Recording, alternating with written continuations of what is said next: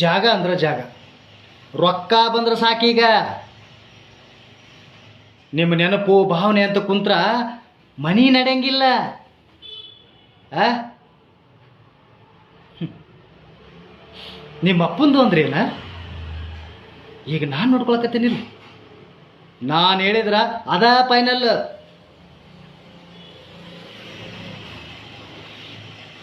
ನಮ್ಮ ಮಗನ ಚಿಂತೆ ನನಗಿಲ್ಲೇನ?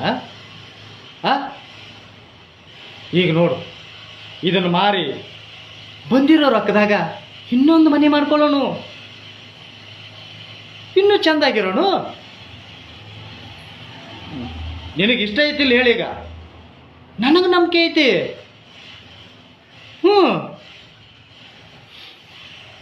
ನೀನಾಗ ಹೇಳಿದ್ದಿ, ನಿಮ್ಮ ಮಾತಿಗೆ ನಾವು ಹ್ಞೂ ಅಂತೀನಿ ಅಂತ ಹೇಳಿದ್ದಿಲ್ಲ. ಈಗ ನೋಡಿದ್ರ ನನ್ನ ಮಾತು ಅಷ್ಟೊಂದು ಕಷ್ಟ ಆಗತ್ತದೆ ನಾನು ನಿನಗ ಚೆನ್ನಿ.